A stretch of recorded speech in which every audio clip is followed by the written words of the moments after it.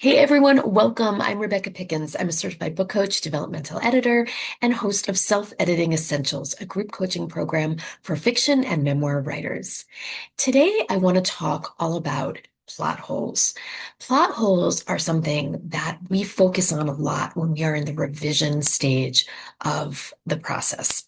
Simply said, you know what a plot hole is? It's an inconsistency, it's a gap, it's a contradiction in your story that is going to throw readers off. So these will pop up most commonly as continuity errors, logic gaps, and timeline issues. The kinds of details that we as writers, when we're very close to the work, can sometimes forget to include or sometimes not quite order correctly because we know that story so well that we can forget what it is to be the reader who doesn't have all that background information that's swimming around in our head. So there are several steps that I recommend to writers when you are going back to your manuscript and looking at it objectively, sort of with your editor's hat on. And the first thing is to read very actively. I talk to writers all the time who feel like they're reading their manuscript over and over and over again during the revision process, and they're not really moving forward. And oftentimes that's because they are reading, but they are reading a bit passively, or they're not looking for quite the right data in terms of knowing how best to correct and how most efficiently to correct the manuscript. So read actively. And here are some of the ways we can make sure that we're reading actively. Taking notes while you're reading your manuscript. Don't rely on your memory. Um, because we know our stories so well, it is much, it's very likely that our memories will fool us a little bit into thinking that we have included information on the page that really is only up here. And so when we're forced to really write down what is showing up on the page in terms of um, all kinds of different elements we'll talk about in a minute, the different things that you want to be tracking. When we are holding ourselves accountable to those details by writing them down on the page, we are sure we're not missing anything. Writing down every rule that your story establishes. This is especially important if you are doing fantasy or sci-fi, any kind of very complicated world building where the rules are specific to the world that you have created and that need to be remembered so that your story makes sense. Flag anything that feels off when you're doing this part of your revision, even if you can't name it, even if right now you don't know the reason it feels off, just jot it down.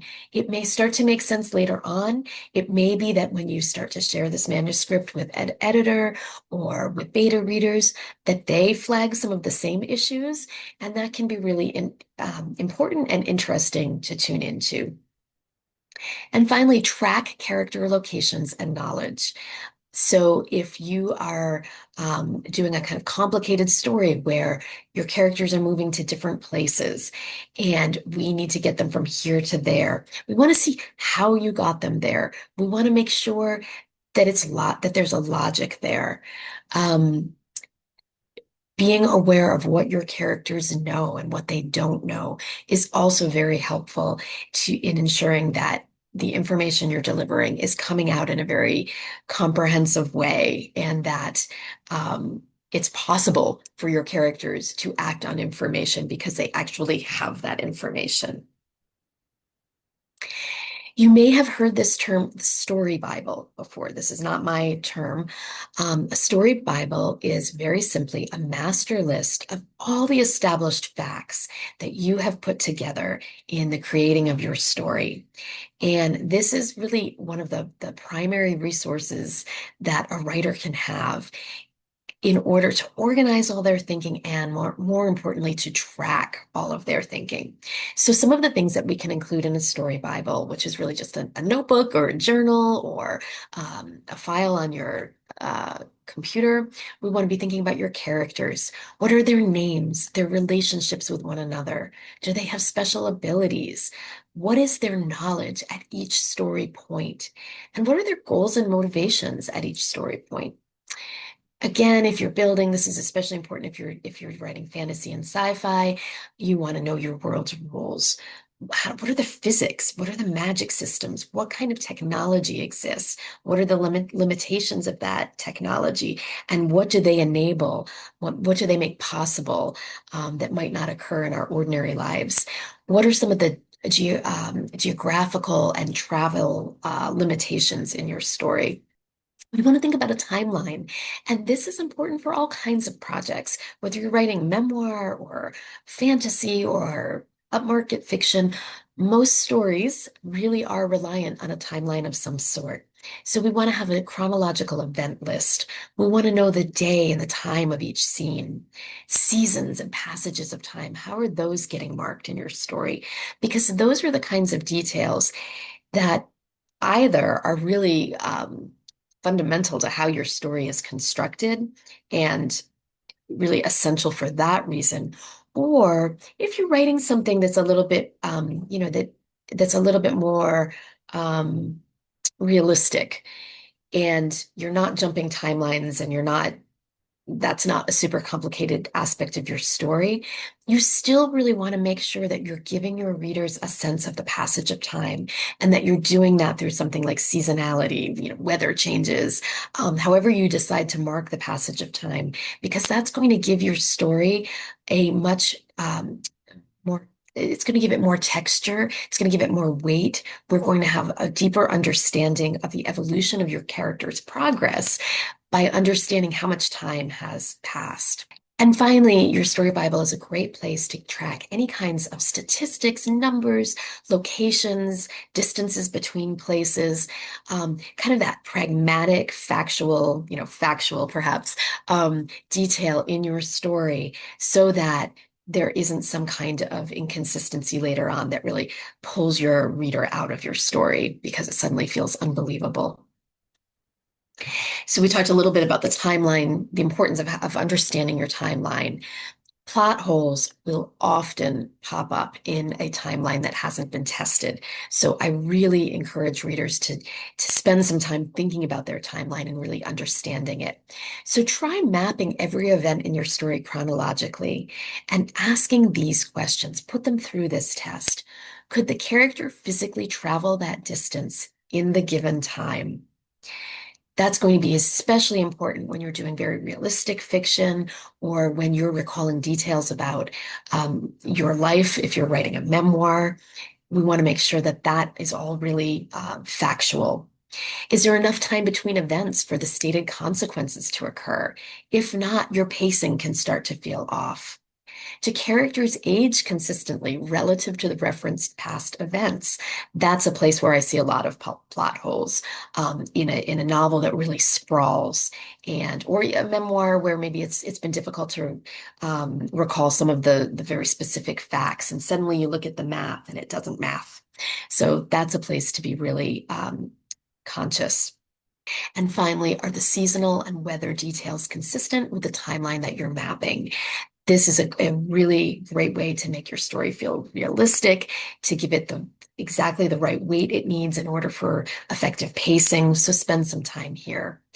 Now, if you happen to use Scrivener, which is a platform that I really, a word processing program that I really like to recommend to writers, particularly if you're very visually oriented, Scrivener has a feature, and there are probably other platforms that do as well, but I'm just familiar with Scrivener, has what's called the cork board.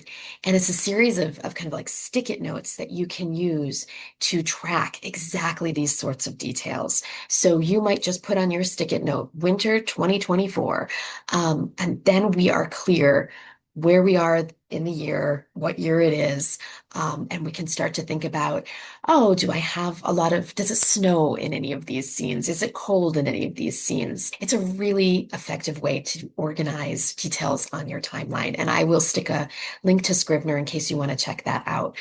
Again, it's that corkboard feature that's fantastic for organizing a timeline. Then we want to do a character logic check. For every character action, we want to say, would my character really do this given what they know? When I'm working with writers, I have them think about two different categories. knowledge and motivation that their character has, and their character's abilities and consistencies. So let's use Cinderella as an example. And we're gonna use this checklist to think about the prince in the story, right? So let's imagine that we're at the scene, we're trying to drill down on the scene right after the prince meets Cinderella. So of course, we all know this story. The prince and Cinderella meet at the ball. They have a lovely time dancing together, and then the clock strikes midnight, and she runs away. She can't really even say goodbye properly to the prince. He doesn't get her name. He doesn't have any details, doesn't know where she lives, and he's desperate to find her. So now what we're going to do is we're going to use this list to do a logic check to see if our prince is a believable character and if all these pieces are working for him. So what does the character know at this exact moment? At this exact moment, he knows that he danced with someone who he has never seen before, who he's very drawn to, and that's really all he knows. Oh, but he has this one bit of information that's very important. He has her glass slipper. And find the woman who wore this shoe, he will have found Cinderella. So doesn't have a lot of information at this point. We need to make sure that we remember that as the story moves forward. Then, what are their stated goals and values? In the case of the prince, we don't know a lot about his values, so it's not necessarily important uh, at this moment, but we do know his goal. His goal is very clear, and that's what's going to raise the stakes and give us some more tension. The goal is to find Cinderella. Have they acted consistently with their personality before? In this instance, yeah, possibly. I mean, this is a pretty spontaneous action, right? To just start searching for your princess in the kingdom, not knowing anything except her shoe size. That's pretty spontaneous. But so is dancing all night with a stranger. So that seems in line with the prince. He's clearly a romantic. Is there a reason they wouldn't take the obvious solution? In the prince's case, there aren't a lot of other obvious solutions. He doesn't have any information. So we're not having him work harder than seems reasonable for this fairy tale. He doesn't have a photograph of her. She's not well known by the people that he's associating with, right? Because she's not royalty. She's not um, a particularly privileged person in the kingdom. So he's really got to use his own resources and think outside the box. So that checks out. Then we want to start thinking about the character's ability and consistency. Do we already know about their abilities, and are we being consistent here? Do they forget information they learned earlier? This would be a big red flag, right? That's a plot hole you would need to forget. So if it turned out that she had given him her address while they were dancing, well, why on earth would he be trying to find her through these other kind of extraordinary means, right? So we want to make sure there's no information that he's conveniently forgotten. Are they smarter than established just for plot convenience? And would a real person with their background make this choice? So if we were writing Cinderella in a bit more of a realistic way, this is probably not the way that the prince would go about doing it. But for the genre of a fairy tale, it makes perfect sense that he would go about doing this sort of unconventional uh, activity. So the next step is the why didn't they just test? This is a kind of question that is really important to ask because um, this is an element of plot holes that is really, really easy for us to miss as writers, but that will stand out very clearly to readers. And that is when there would have been something so much easier for your character to do, but you made it hard for them in order to move your story forward. So, an example that we could see today, one of the things that can be really difficult about writing contemporary stories is that 9 times out of 10, if you had a cell phone, none of this would have happened, right? So that becomes a very frustrating thing for a lot of writers. And so They need to think about how do I get the cell phone out of the equation so that that doesn't become the obvious solution, so that all these other things in my story can happen instead. That's an example of why didn't they just grab their cell phone and call for help? So some of the other places where we want to think about where we want to run this test is why didn't they just call for help? So that's the cell phone, or why didn't they shout if they were in a crowd and get someone's attention? Are the communication methods explained or are they unavailable? Okay, so what are you going to do with that metaphorical cell phone? Why didn't they just use magic earlier? Sometimes I'll see a manuscript that has all sorts of amazing storytelling, and then magic sort of swoops in at exactly the right moment to save the day. And my question to that writer is often, well, why didn't it come in 100 pages ago? We need to understand why that wasn't a viable option on page 7, but it was on page 227. Why didn't the villain just kill them immediately? When we're building suspense and tension, we will elongate the dangerous situation that we put our characters in. But we need to understand why that situation didn't just take place immediately. Why did the villain hang around and drag things out? We need an explanation. And this is one that can be really frustrating, is when we see characters um, trying to solve a problem and they keep getting in deeper and deeper and deeper trouble because they keep lying and lying and lying. When if they had just told the truth in the beginning, none of this would have needed to happen. Now, that can be a really compelling way to go. There's a lot of fun stuff you can do with that. And of course, in real life, people get themselves in messes this way all the time. So it's not to say that that is not a technique that you can use, but we want to make sure it's logical, that it makes sense, that it's believable, that the character would keep digging in deeper so that we're not frustrating the reader. So you might have heard of fridge logic. We're going to run a fridge test.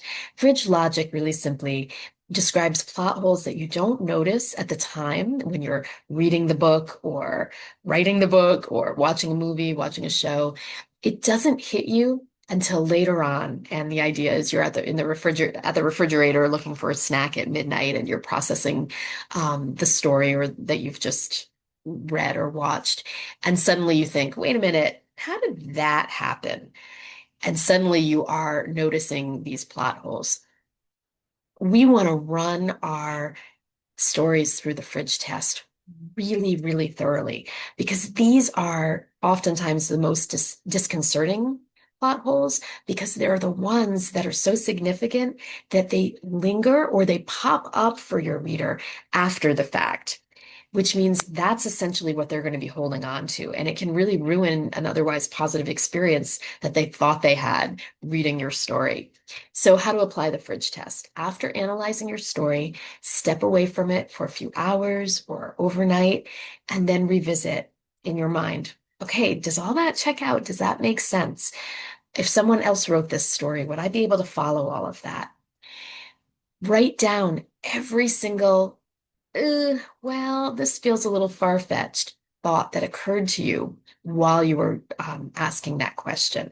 So it may even be something that winds up staying that you just feel like, yeah, people are going to take this leap of faith with me. It's going to be okay.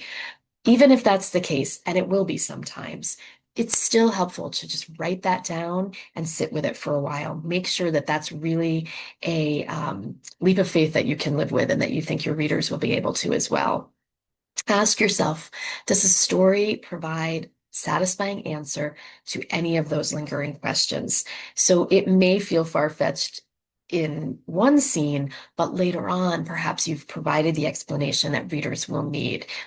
Is it going to be complete enough? And does it come soon enough that you're not losing any readers that way? And finally, if not, you've got a plot hole, or maybe not a plot hole, but a narrative, a weak spot in your narrative that you're going to want to go ahead and revise at a different time. Okay, so now a quick recap. Here is your plot hole hunting checklist. This covers everything we've talked about today. I want you to hang on to this and really think about it. And when you are going through your revisions, I invite you to do one sweep where you are primarily focused on plot holes, nothing else, because plot holes are tricky and they really do demand our full attention. And if you use this list, you're going to be able to work through this part of your revision process so much more efficiently, so much more strategically. And that's really the name of the game at this stage.